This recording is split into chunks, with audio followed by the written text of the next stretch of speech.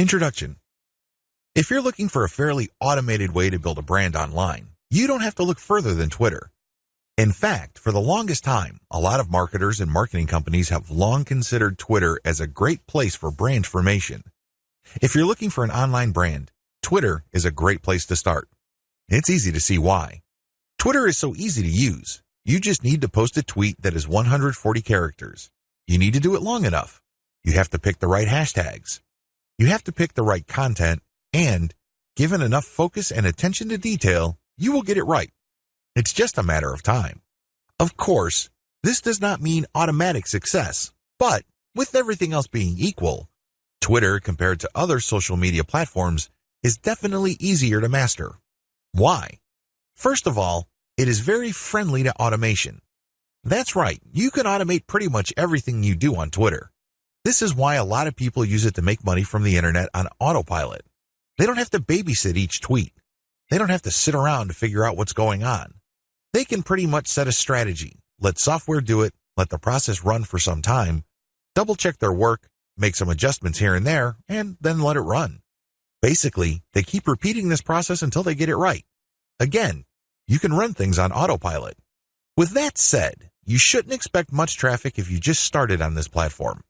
I hate to break it to you, but just like with anything else in life, you can't start out at the top. You can't expect massive success without having put in the time. While the actual work involved in Twitter can be so well managed that it almost feels like everything is automated, it still requires work. I know this is going to discourage a lot of people because a lot of people are looking for get-rich-quick schemes. A lot of people are looking for some sort of one-size-fits-all, cookie-cutter, instant success formula. Unfortunately, Twitter doesn't work that way. It can deliver success pretty much on an automated basis, but you have to pay your dues to get there. Everybody is different. Everybody's situation is different. Everybody's goals are different. This is why you need to put in the time. The good news is if you are able to do that, you will be greatly rewarded by this platform because of certain key features of this system.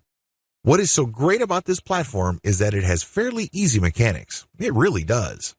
When people use Twitter for the first time, they just tweet away. They just think of things to say, and in 140 characters, they tweet away. Sooner or later, they realize that they would reach a much wider range of people if they use hashtags. Even later, they figure out that people who tweet about certain topics all the time are more likely to send them more visitors or more interested followers if they engage with them. In other words, Twitter is one of those platforms that you just have to figure out in broad terms to lay out an initial strategy. Implement that strategy, and then learn from your results. Do these first before you start marketing on Twitter. Before you even seriously think of starting on Twitter, do these first. If you set up a website, you should have been doing these already. Just in case you are unclear on the concept or just in case you did things out of order, here are the things that you should do before you even think of marketing on Twitter. Pick your niche. It's really important to understand that if you want to be successful on the internet, you must have a laser focus on how you're going to make money. A lot of people are clueless regarding this. In fact, a lot of them think that they just need to buy a system that somebody else has built and they will make money.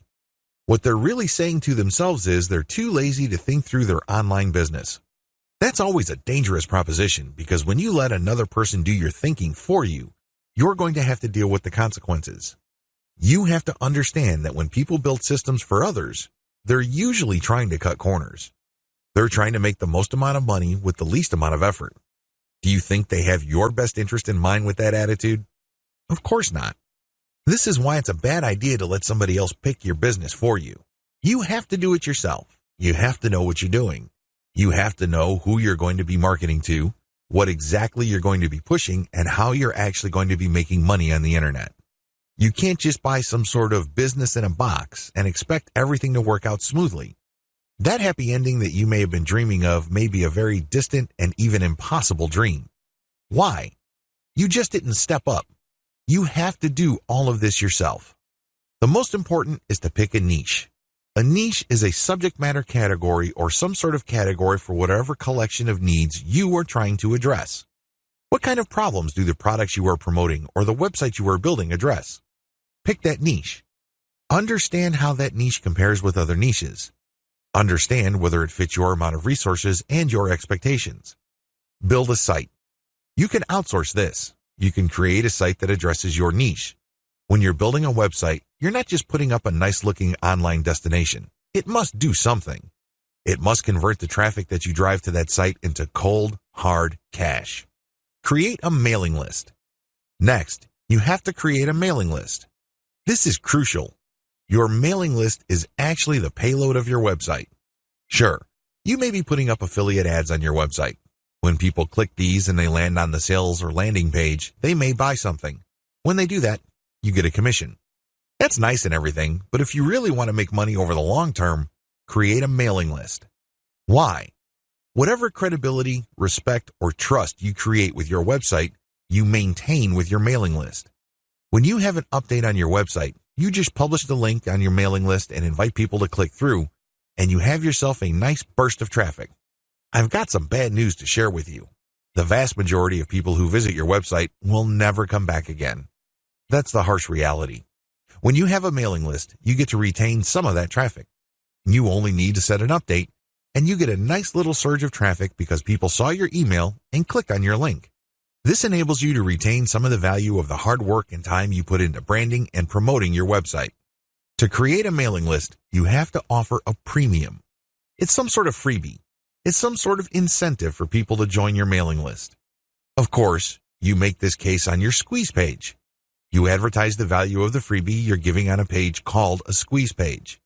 This is where people enter their email addresses to subscribe to your mailing list. Please understand that there is a big danger here. This is a warning.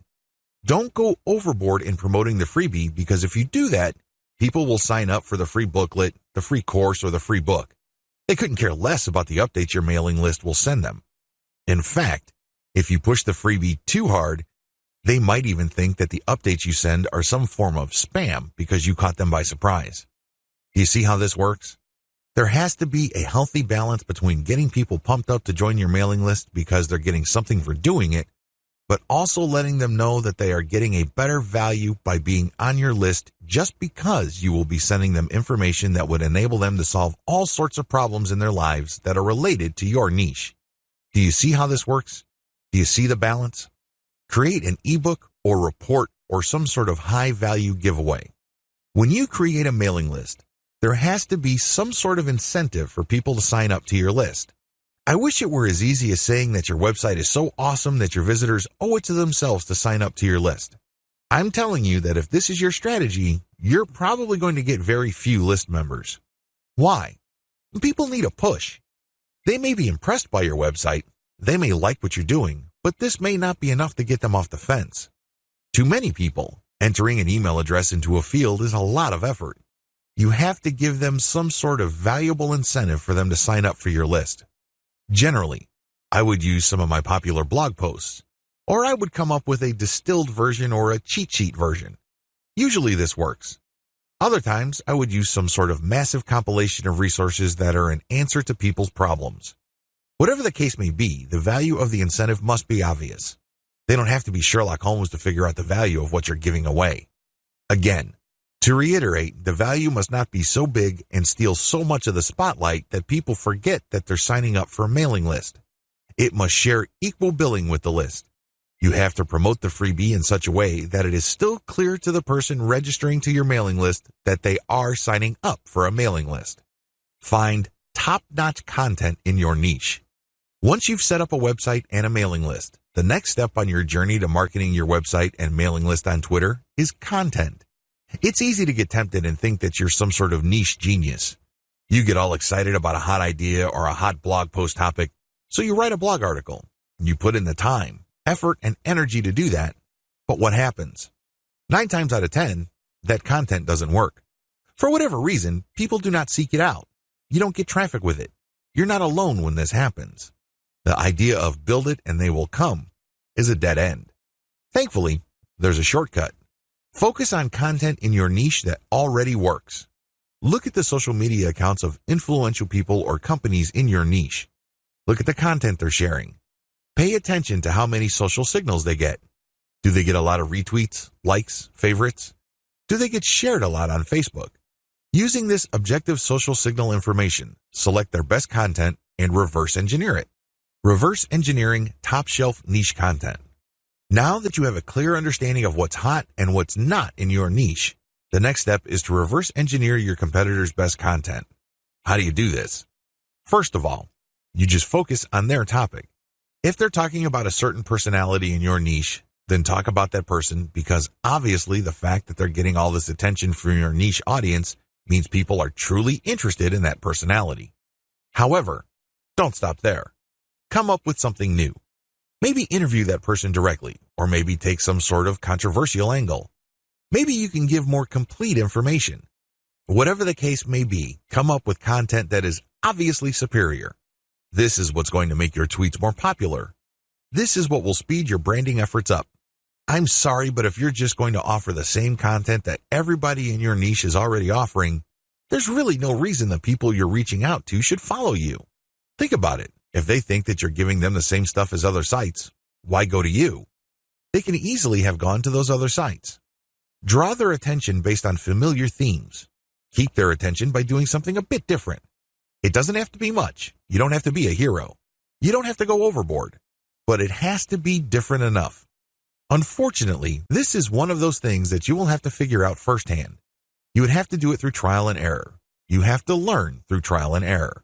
Set up consistent social media accounts.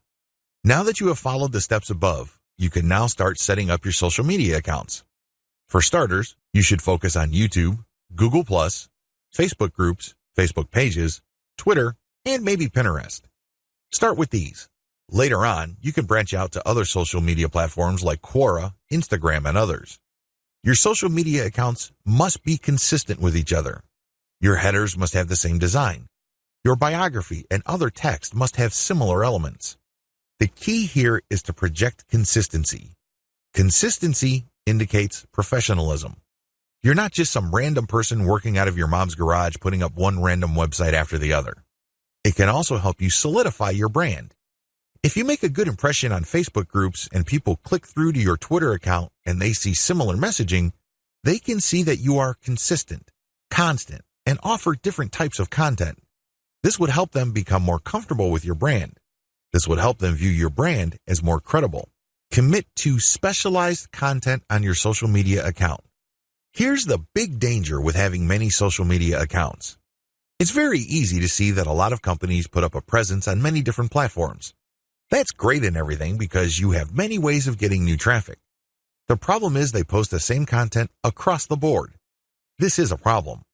When people approach your brand on Twitter, they're looking for content that is slightly different from the content they would expect on Facebook groups, your Facebook fan page, and definitely your YouTube channel. You have to be aware of these different expectations and give them what they're looking for. Oftentimes, this is as simple as the form of content you offer. Obviously, when you're on YouTube, it would suck if you just offer blank videos of somebody reading your articles. That's not going to work. At least bother to use slideshows with the article. Preferably, you should have some sort of video spokesperson who speaks directly to the people during the video. Each platform's content must maximize the format requirements of that specific platform. Get ready to go manual or full auto. At this stage, you have set up your Twitter account. It is brand consistent. You already have lined up the best content you have researched from your competitors. This content has a lot of likes, shares, comments, and other signs of engagement. This is third-party content produced by others. When people click the link, they go to somebody else's website. They do not go to your site. Why in the world would you share this stuff? What's the point of driving traffic to somebody else's website? Well, it really boils down to credibility. If you make it your job to get all the very best content involving your niche and sharing it from one central place, you become credible and authoritative so much faster than if you just publish your own content. First of all, it's going to take a lot of time to reverse engineer the very best content and come up with your own version. It can also become very expensive. Time, after all, is money. Even if you're not paying a professional writer from places like Ozkey.org, who charge very reasonable rates, coming up with original content can still be a very expensive proposition for you. Why? It will take a lot of your own time to come up with that content. You probably have better things to do. You probably have other things you could be doing that would currently pay you more money. Third-party content is a lifesaver. This is called curation. You take the best content that everybody else has to offer and then you share it through your social media accounts. Here's the secret though. You share that content to draw people based on their interests. For example, if I find top-notch content on content marketing and I have a Twitter account that sells content marketing services, it would make a lot of sense for me to put all that high-quality and highly popular material in my Twitter feed, but from time to time, I would share my own original content. My original content would build credibility for me based on what I raise in the content. I control the conversation using those posts. After I get enough of a natural following, I would then share more and more of my own content and then share posts that only feature my Squeeze Page sign-up link. By doing this, I kill two birds with one stone. I share curated content to build credibility among a niche audience. These are people searching for certain specific content using very targeted hashtags. I pair very targeted niche hashtags with all my content. I rotate them. Then, I send out this content slowly but surely. I get people who are truly interested in my niche. Once I've established quite a bit of a following, I then share my own reverse-engineered content. This builds even more credibility, and this can also lead to my website getting backlinks from bloggers who are monitoring my niche. Finally, once I've got enough flow going, I would then start rotating my Squeeze Page link through my tweets more often. Instead of showing my Squeeze Page tweets once every 2 days or once a week, I can start showing it every few hours. However, it only makes sense to do this once you have established a decent number of followers and there's a high enough overall engagement level with your tweets. This is the general strategy. You can do this either manually or on full auto. What is fully automated tweeting? Fully automated tweeting is exactly what it sounds like. The content that you are going to be tweeting is fed through a social media content publishing tool like Hootsuite or Social Oomph. You just set up a schedule and the links and the tweet text that you put are going to be published to your account. You don't have to babysit your Twitter account as it publishes tweet after tweet. You also automatically plug in the hashtag that you want to target for each tweet. Fully automated tweeting can also mean using certain tools like Follow Liker that actually mimics liking other people's accounts. Usually, when people have their posts liked, they feel good. It feels good to feel like you matter. It feels good to be appreciated. A certain percentage of these would actually click the account of the person liking and see what their page is like. If they like what they see, they end up following. Fully automated tweeting also includes this. You basically automate publishing, but you also automate engagement. There are many tools currently available on the market, but here's a bit of warning. Twitter is cracking down on bot-like behavior. While few people will have problems with automating publishing, most people would view automating liking or automated favoriting or listing with more suspicion. I'm just giving you a heads up because these bots may sooner or later be banned by Twitter. What is purely manual tweeting? You can go the other extreme. The other extreme, of course, is to do everything purely by hand. Not only do you find the very best content by hand, you filter them manually, you post everything manually, you also engage manually. The great thing about this is that you have maximum control. The bad thing about this is you need to have iron discipline to pull this off. What if the vast majority of your actual link clickers live in a different time zone? This is going to be a problem. You're going to have to get up early or stay up late to tweet within the hours your actual followers are most active. This can get downright inconvenient. Also, engaging tons of niche accounts on Twitter can burn up a lot of time. You also have to process a lot of information in a short period of time. Unless you have an IQ over 150, it's just going to be a little heavy because that's a lot of content to read through and analyze. Go for a hybrid solution. There's a lot to recommend a purely manual tweeting approach. You get a lot of control. You get a laser-like focus on account selection. You get to truly fine-tune your message. However, it takes too much time and effort. Thankfully, there is a halfway solution. This hybrid solution is pretty straightforward. You can use tools to post on your Twitter feed, but engagement is done manually. That's pretty much how it boils down. You still have to find niche-related content that's already gone viral. There's no getting around this. You still have to do this. Thankfully, there is a cheaper way to do this. You can, of course, do this yourself. Like I said, time is money. You might also feel like you're going nuts because you have to read so much material. The shortcut is to use a service like congoplus.com. They have virtual assistants from places like India and the Philippines that you only need pay $18 per day. These bright, ambitious, educated people would then find the viral content that you're looking for that meets your criteria. They then send you an XLS file, you verify, then you pay them. It's only $18 for 8 hours worth of work. You can't beat that with a baseball bat. You really can't. However way you choose to do it, you need to get this content. You then look for influence leaders on Twitter that cater to your niche. Again, you can do this yourself or you can hire a virtual assistant to do it for you. The secret is to make sure that they're almost always talking about your niche. Once you are sure about that, you can then look at their content and pay attention to their hashtags.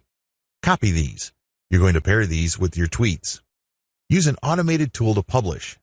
Whether you're doing things manually or automatically, use an automated tool to publish. The good news here is that you're not taking blind shots in the dark. When you publish, pair this content, whether it's original or third-party, with hashtags related to your niche. The difference. The big difference is what happens next. When you're using an automated system, you wait for an organic following and then you mix in your squeeze page links and your content links. You then use some sort of tool to mimic engagement. For a manual approach, you do the same. You wait for an organic following to increase and then you mix in your own stuff. The big difference is you invest 1 hour per day doing manual outreach to influencers in your niche. You should already be doing this because these are the people you got your hashtags from. Remember? The extra step that you need to take is just to engage with them. Tell them that you like their content. Manually like their stuff. Click the heart icon or retweet. Do whatever you can to get on their radar. One-to-one or person-to-person engagement is crucial. You have to get on their radar. Again, you can try to automate, but it can be ham-fisted.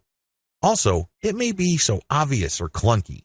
Worse yet, Twitter might be cracking down on engagement automation, so this option may not remain open for long. Manual Twitter marketing. Assuming that you have decided to go the manual route, here's what you need to do. You have to budget your time. If you think you only have 1 hour to spare, make sure you give it at least 1 hour. This means stick to 1 hour exactly or go a bit over, but you need to make sure you put in the time. Find niche leaders. First, you need to find people's Twitter accounts who talk about your niche. Enter the keywords related to your niche into Twitter to find those accounts. How do you know these keywords? Where do you find these keywords? Here are the steps. Create a Google AdWords account. Don't get scared, this is free. Create a free account. Use the Google AdWords Keyword Planner tool. Enter websites that you know are competitors of yours, and alternatively enter well-known websites that you know are in your niche. You should get a nice listing of keywords using this technique. Once you find these keywords, look up those keywords to find even more related keywords. Make sure that these keywords get a decent amount of traffic. Read these keywords and be convinced that they are actually related to your niche. Once you have a nice clean list of keywords, plug this into Twitter to find accounts. There's a shortcut to this. You can use Congo Plus's $18 per day virtual assistants to do this for you. For only $18, you get a person's full 8-hour day of labor. This person can use Google AdWords for you, find the right keywords, filter the keywords, go through Twitter, find the accounts, get the hashtags, and follow those accounts. Follow real niche-specific accounts. Once you've done the above steps, you should be able to identify the accounts of people in your niche on Twitter. This is where you need to make a judgment call. You need to look at enough of their tweets to see if this person truly cares about your niche. Is this person really a niche expert, or does this person tweet about your niche from time to time? These are two totally different things. Follow real niche leaders. What are the benefits of manual Twitter marketing? When you identify and engage with niche leaders on Twitter, you get the following benefit. First of all, you get niche-specific hashtags. Second, you get a chance to get on the radar with people who are really experts or authorities in your niche. These people can open a lot of digital doors for your business. They can retweet your actual content. This can lead to niche-specific audience members visiting your website. They can interview you and possibly link to your website. You can interview them and establish some sort of professional friendship. You can get invited to conventions or symposiums or workshops. These can be tremendous networking opportunities. There are just so many ways you can benefit when you reach out to people who are already established authorities in your niche. Don't be antisocial. Don't think that you can be successful just with your own efforts. It doesn't work that way because there is a network of really credible people on Twitter already who have the influence that you're looking for. Why not just piggyback on their influence? Why reinvent the wheel? Manual tweeting, pros and cons. Manual tweeting, as we have defined, involves automated publishing of content that you have manually selected. This is content that you have curated. The publication is automated, but your engagement is manual. You're going to find niche-related accounts. You're going to engage with them manually. You're going to tweet, leave comments, so on and so forth. Here is how the advantages and disadvantages break down. Pros. The first advantage is to get a higher level of engagement. You actually get to say to these people what you think. You get to interact with what they have to say. Maybe they're critical about your idea, so you explain your position to them. You give them a counter-argument. You ask for examples, or you rebut what they have to say. When you do this, you're not engaging in a pissing contest. Let me be clear, this is nothing to be emotional about. Instead, you use this as an opportunity to prove to them that you know what you're doing. True experts will accept the fact that not everybody will agree with them. When these experts are satisfied that you argued your position well, even though you don't agree with them, they respect you. They also respect you when you give them information that they may not know. This can lead to instant expert status. You only need to do this a couple of times with the right people and, believe me, they become your cheerleader. Another advantage is you get access to a pre-qualified niche audience. When an authority leader interacts with you on Twitter, they're actually publishing their conversation with you on their feed. This is a big opportunity. Don't blow it. When they respect you enough to keep responding and you give them one top-notch answer after another, they might even retweet a tweet of yours. This is a bonanza. Why? These people are already experts on Twitter in a specific niche field. This means that they have attracted people who consider them authorities. When they engage with your content to the point that their followers see your brand and your content, you get access to that audience. Psychologically, people would see if the person that I respect and admire so much respects this other person who I don't know enough to engage with them respectfully. I should pay attention. If this keeps up and the person who they follow keeps repeating your stuff or keeps engaging with you, it's only a matter of time until some of their audience members would jump over and follow you as well. Please understand, this is not a zero-sum game. It's not like they would unfollow the one expert to follow another expert. Instead, they're already following one expert and they would just follow another expert. They would be following an additional expert. You're increasing the social influence pie instead of fighting over somebody else's influence. They're not losing out. Another advantage to manual tweeting is the speed at which you get backlinks. I cannot emphasize this enough. If you want to boost your website's SEO and you want to get more search engine traffic, you will need backlinks. You can get this much faster when you do manual engagement. The people you're engaging with are in a better position to see that you know what you're talking about. You get to earn their trust and their respect faster. Once this happens, they are more likely to interview you or share content that you posted on your website. Whatever the case may be, this produces a backlink. This backlink really is a measurement of respect for your authority or an acknowledgement of your credibility. It acts as a vote of confidence. The more you reach out to a lot of authorities, the more high-quality backlinks you get. This can boost the overall ranking of your website. Finally, you may be invited to speak at conventions, workshops, or seminars. People might ask you to submit an original article that they would be publishing somewhere else. Best of all, you may get introduced to a big player in your industry. You might get a job offer. You might get some sort of consulting opportunity. Honestly, the range of opportunities available to you is endless. You just need to get out there. The best way to do this online is manual tweeting because you are in full control of your engagement, you craft the public persona you project, and this enables you to be more aware of opportunities as they flash into existence. Disadvantages. The big cons against manual tweeting should be obvious. It takes a lot of time. That's all I need to say. It should be self-explanatory. Second, it's content intensive. While content curation can help you tremendously, it can only go so far. You cannot become a global expert on a particular niche on Twitter and be respected by all other subject matter experts if all you do is share their stuff. That's just not going to happen. Ultimately, they're going to ask you, what about your stuff? What do you have to say? What does your original research indicate? You don't want to come up with a zero when asked those hard questions. Finally, there is no assurance that you will get some sort of alliance. I hate to say it, but certain niches really don't get much coverage on Twitter.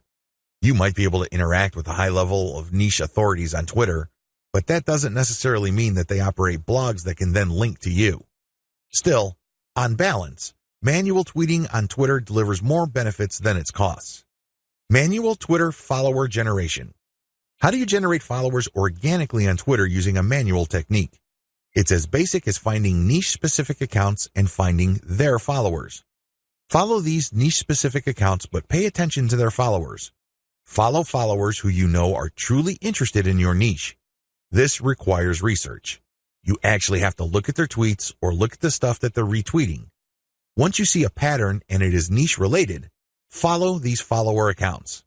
I know this is simple, but it's also effective. How to find the right niche influence leaders on Twitter. At this point, it should be fairly clear that you need to follow the right people on Twitter. Otherwise, the tips I've shared with you will not work. If you're just going to follow random people on Twitter, you don't know who you're influencing. In fact, you don't even know if you're influencing them at all. You have to understand that on Twitter, some people generally follow a general rule. If you follow me, I follow you. Nowhere in this does it say they're actually interested in what you have to say. That's a big problem. If you attract the wrong following, you're not going to get many results from Twitter marketing. In fact, the results you get would be the same as if you did not do Twitter marketing at all. That's a waste of time. You need to find real people. You also need to find real influential people. This isn't bad enough. You need to find real influential people in your niche. How do you do this? Here's my step-by-step guide. Pay attention to their biography. Look at their bio. Is it on point? Does it indicate the persona of a person who is truly interested in your niche? This is crucial. If there are no niche-related keywords there, or it's not obvious that this person is part of your target demographic, and it's not some sort of passionate or credible enough authority in your niche, then this is probably the wrong person. You may be barking up the wrong tree. Look at their follower-to-following ratio. This ratio is simple. Look at the number of people this person follows and look at the number of people following this person. If this person's followers greatly outnumber the accounts this person is following, chances are this is a real account. It is not some bot that is fully automated. Instead, this person actually has influence because for how many people he or she is following, he is followed by hundreds, if not thousands of more people. This is very important. If it turns out that the number of people following this person is pretty much the same as the number of persons he is following, it's probably not a good idea to follow that person. This person is probably just using some sort of software to take advantage of the fact that when you follow people, they follow you back. Some of them follow you back. Pay attention to their level of engagement. Look at the stuff that they talk about. Pay attention to their tweets. What do they constantly retweet? What do they tweet about? Are they talking about the same stuff most of the time? Does their account get a lot of retweets and posts, retweets and engagements? Do they get a lot of favorites? Is there a lot of engagement with the content they share? Even if this person is totally focused on your niche, but it turns out that their tweets don't get much engagement, they may not be all that influential. Becoming credible with them and getting access to their market may not work out for you. Their audience may not work out for you because they're not really authorities. Pay attention to the specificity of their posts. Look at their posts. Here's a rule of thumb. If 80% or more of their posts have something to do with your niche, follow them. Follow them if all the other points I raised above apply. But if it turns out that this person's bio is on point, it has more followers than the accounts that he or she is following, it has a high engagement level, but this person focuses on generalized content, this person may be a dud. In other words, this person is some sort of Twitter celebrity. This person is only an authority because of their personality and not much else. They're not an authority because they focus on a niche. They're not an authority because they are truly passionate about a niche. People only follow them because they think their personality is interesting. So, what you get is some sort of individual celebrity market. That's not what you're looking for. You're looking for a niche audience. Follow and engage. So, what do you do when you find a niche-specific and truly authoritative account on Twitter? First of all, they have to meet all the criteria listed in Video 5. Assuming they pass with flying colors, you follow them. Don't stop there. This is just the beginning. Once you follow them, you engage. Now, a lot of people have all sorts of misconceptions regarding what engagement means. Some people think that if they just click the heart button that they are engaging. They think that if they retweet that they are engaging. No, it goes beyond that. You actually have to engage in a one-to-one conversation with the person tweeting. You click the reply button. I'm not talking about the direct message button. I'm talking about the reply button. Here's where it gets a little tricky. You can't just use a stock answer like, hey, good post, or you're a genius. I admire you. I love you. No, that doesn't work. Those are worthless. Why? And true authorities get those all the time. They're credible. They know what they're talking about. So they get a lot of, hey, good post. You're a smart guy. You're a genius. So what? They get those all the time. You're not going to stand out. Remember, the whole point of engagement is to get on their radar. You want them to notice you. This is all but impossible if you're doing the exact same thing everybody else is doing. Everybody thinks that they're a genius already. Yet another guy piping up and saying the same thing is not going to register. How do you truly engage? Here's what I do. I ask questions. I know that sounds basic, right? But you have to ask the right question. You have to ask a question that indicates to the person loud and clear that you've read their post. Maybe you click through the link that they shared. Maybe you analyze their tweet. Whatever the case may be, your question must communicate this. Your question must get them to think or analyze or look at things with a new perspective. When you do that, you get respect. Why? You're pushing them. You're challenging them. You're not just asking a throwaway question that they already know the answer to. You're not asking something that they've answered 100 times before. You're basically letting them earn a chance to prove why people think they're experts. Most mature adults respect this. They're not scared by this. They're not threatened by this in any way. Even if you do come across somebody who has a thin skin or views this as an attack, you still gain authority and credibility because other experts are following that person. When they see that engagement, they quickly see that you actually have a working brain. Imagine that. You're not just a blind follower. You're not just another face in the crowd. This makes you stand out, even if the expert that you are asking questions to reacts in a negative way. It's on them. It's not on you because you're just asking a question. Of course, you have to ask in a respectful way. You cannot use loaded questions like, when did you stop beating your wife? Or how was it the first time you got hooked on drugs? You see where I'm coming from? Don't ask those types of questions. Discuss controversial points. Another way to get on people's radars is to focus on controversy. Now, please, don't mistake this for being a troll. I'm not saying that you're going to create artificial controversies. I'm not talking about stoking divisive issues. I'm not talking about any of that. You see, in any kind of subject, there will always be two sides. This applies to niche subjects as well. There's always the conventional wisdom, and then there is everything else. What if there are techniques or approaches or strategies that would get better results? For some reason or other, these are just not talked about. For some reason or other, these are kept under the rug. When you discuss these or raise these with experts, this highlights that you, yourself, are an expert. After all, if you fully explain these or fully describe these accurately, you are basically lecturing in an underhanded way people who are reading your tweets.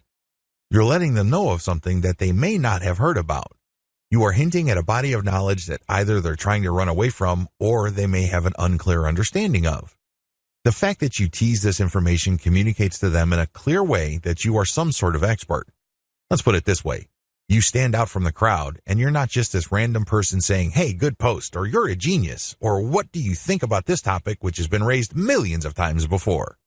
Whatever you do, focus on real engagement. This is the bottom line. Real engagement means real person-to-person contact. This means picking somebody's brain. This means sharing information on a real profound personal level. This may not be always comfortable. It definitely is not always convenient, but it's absolutely necessary. You have to reach out. You have to engage. You have to communicate. You have to get the point across. This doesn't mean that you have to always be 100% in agreement. However, it means that you do have to always be 100% respectful. I know this is hard to do if the person you are engaging would feel threatened or get soft on you in the worst way. It's very tempting to fight back. It's very tempting to push back. Fight fire with fire, right? Well, here's the thing. If they act in a very unprofessional way and you keep your cool, who wins? Your brand wins. People start seeing you as an authority. People start seeing you as an alternative. This is how you get on the radar. Either things work smoothly and they agree with you and will love to help you, or things don't work out. When things don't work out, you can still win. How? Through your professionalism. You just have to control your emotions. Twitter is notorious for flame wars, troll attacks, and all sorts of hassles. But if you're able to keep your head together and focus on what you're trying to accomplish, things will work out for the best. What happens when you reach high engagement levels? A lot of people who are getting on Twitter measure their success based on three things. One, according to one school, you measure your success based on how much raw traffic you can pull from Twitter.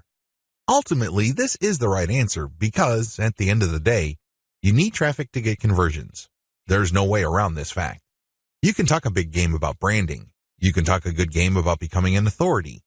This is all well and good, but until and unless they translate to real traffic, you're not going to make money. You have to get real visitors to make money on the internet. But using this metric as your sole metric is going to be a problem. Why? Normally, you have to build a very high level of engagement and high level of authority for you to get a sizable volume of direct traffic from Twitter. The good news is that the traffic that you do tend to get would be qualified traffic. These are people who are not curiosity seekers. These are people who have nothing else better to do than to click random links. These are usually people who are interested in whatever it is you are saying, and by extension, whatever it is you are promoting. Another way to measure success on Twitter is the number of retweets you get. Again, this is good because it ultimately leads to traffic. However, in itself, it doesn't really lead to much. The same applies to people clicking the heart button that they like your stuff. They favorite your stuff. That is all good. It definitely is a great boost to the ego. But until it translates to traffic, it's really not worth much. Here's my answer. The obvious answer, of course, is traffic. But before we get to traffic, focus on engagement level. Try to get your engagement levels up. This means people are paying attention. This means people view you as an actual credible and authoritative expert. This means influence. If you have high engagement levels, a lot of things open up for you. These are tremendous opportunities that can take your business to the next level. First, you can pitch influential Twitter accounts for guest posts. If you get a lot of engagement from their accounts and then they're constantly retweeting you and constantly clicking the heart icon, and it means that they become your fans, this is an indication that there is an actual organic community that grew up around your content. This is a good thing, but just by itself, it doesn't really mean much. You have to convert it. You have to transform it into a usable form in one of the most useful forms of this. Usual payouts of this level of influence with influencers are to pitch them for guest posts. Now, of course, this means that they have to have a blog that's credible and has great SEO value in their niche. But assuming that's true, pitch them for guest posts. Don't be shy. It doesn't hurt to ask if they say no the first time. Continue to engage with them. Be a buddy. Challenge them. Test them. Earn their respect some more, and then pitch them again. Keep pitching until you get that guest post. Because sometimes you have to knock many times before the door opens.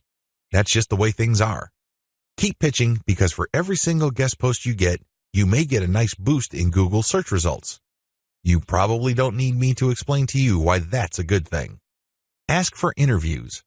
There are many influential people on Twitter that are either top dogs in organizations in your niche or they know people.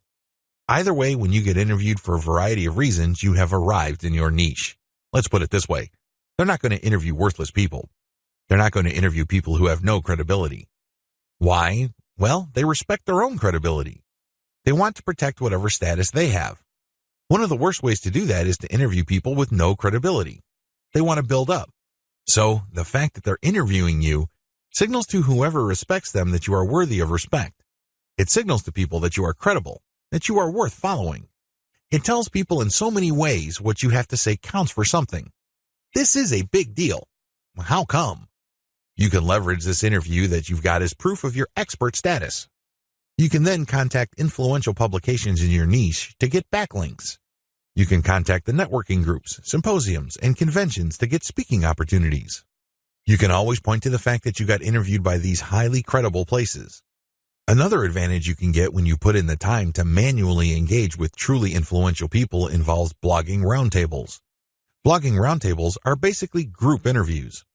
The person holding the roundtable would come up with a general topic.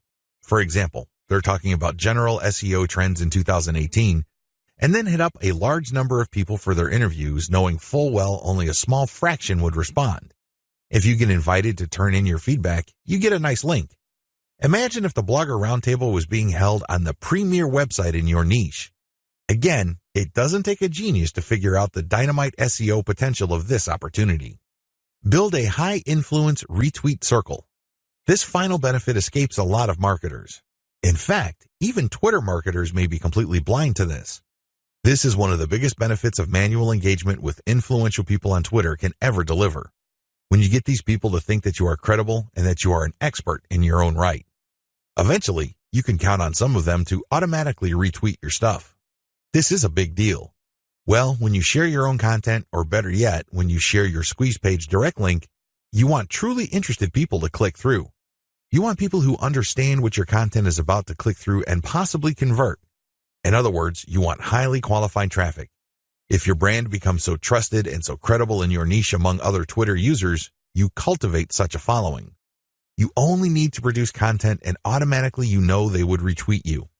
You can almost bet that a certain percentage of your followers would retweet. This can then lead to your content being seen by more of their followers, which can lead to highly qualified direct traffic. Don't neglect this benefit. Unfortunately, a lot of people do because this benefit grows very slowly. It also starts at a very low level.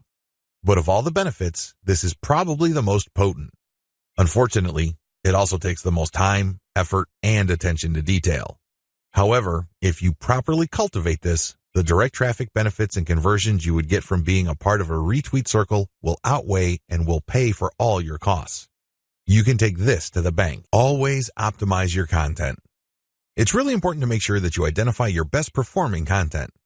This is not easy to do with Twitter. You basically have to pay attention to your website statistics and figure out which content update gets the most love from your followers. Once you have identified your best performing content, don't stop there. Don't just think that you're just going to have to come up with the exact same content. That's not going to cut it. Also, don't think that you only need to give your system a few days for you to identify your winning content. Here's the system that I use. Regardless of whether you are completely automating your system or you're manually doing engagements, you need to do the following as far as content optimization goes on Twitter. Step 1. Start with randomly selected content. Now, please understand that this content must be top content. Look at the reverse engineering section that I mentioned earlier in this training. You should know how to spot objectively good content. Once you're able to do that, create a massive list of all that type of content and then randomly select this content and publish it on your Twitter feed. Again, you can use Hootsuite or Social Oomph or some other content scheduling software. Let this piece of content run until a few weeks pass. Step 2. Review your results. If you give the system enough time to tweet and keep republishing stuff that you have tweeted before, certain patterns should emerge. With enough time, you will get rid of false positives. These are content types or themes that you think are winners. It turns out that they're statistical flukes. Their success, statistically speaking, is just coincidental. With a few weeks, however, of running time, you should get a clear understanding of which of your content are real winners. Step 3. Focus on what works. At this stage, you should have a clear understanding of what truly works. These tweets are no joke. If you tweet this type of content, you can rest assured you will get quite a bit of engagement and click-through from your Twitter feed. You need to create more of this type of content. If you don't have the time or resources to do that, you should find other third-party content that is just like your winning content. Focus on what works. Scale it up. Pair it with your Squeeze Page tweets. Pair it with your content that leads to ads or other conversion devices on your website. Whatever the case may be, you need to focus on what works and scale up once you've identified reliably productive content. Again, this takes time. This is not something that you identify overnight. You have to let the patterns play out. You need to let the statistical flow of your traffic even out over a long enough period of time. If you do this right, you will be able to shift your Twitter feed towards content that has a predictable level of engagement. This paves the way for the success of your Twitter campaign. Cross-feed your content among platforms. If you notice that you have winning content on Twitter, don't just leave it at Twitter. There's a good chance that people on other platforms would appreciate that same content. Take that content and share it on Pinterest or Instagram. If you are sharing third-party videos and they do really well on Twitter, share them on your YouTube channel. Whatever the case may be, cross-feed or cross-pollinate your content among different social media platforms. There's a lot to choose from. There's Pinterest, Instagram, YouTube, Facebook, Reddit, and Quora, among many others. Mix and match. Pick your very best content. Try along different platforms and identify what works. Once you identify that a particular type of content that you tweet also does well on another platform, publish more of that stuff. Scale it up. Leverage the power of questions. One of the best ways to publish content on Twitter is to ask questions. It's really that simple. You ask a question and then you post a link and then some hashtags. The great thing about this question-based tweeting is you get to engage the reader. You focus on a specific point that they may be interested in. If they are, you're more likely to get the click. This is definitely more engaging because you start with a specific need that they have. You're not just wasting people's time by saying, hey, this might be interesting. Who cares? There's tons of interesting stuff on Twitter. People simply do not have the time to consume all that information. One of the best descriptions I have read about Twitter is that it's like drinking from a fire hydrant. There's just so much information to process in a very short period of time. This is why most people who consume a lot of social media content don't bother to read. They really don't. They don't have that luxury. Instead, they scan by tweeting in the form of questions followed up by a link and some hashtags. You take advantage of this fact people only need to see the right question and then you have yourself a click. It fits how people think about and process information on Twitter. Interestingly enough, a lot of marketing professionals are saying that this also creates some sort of SEO signal. This is a big deal because it can give you a search engine optimization benefit. Now please understand that this benefit is very marginal. In fact, spokespeople for Google have spoken up on this issue. For the most part, they said this type of social signal isn't really factored in by Google. However, a lot of professional search engine optimization consultants say that there is an indirect or circumstantial benefit. Whatever the truth may be, we could all agree that if there is a signal that is being factored in by Google, it's going to be a very weak factor. Still, it is a factor. So you raise the question-based format. Use your questions for Quora. Not only do you get to engage your Twitter followers more directly by using questions, you can recycle this resource by posting it on Quora. You're killing two birds with one stone.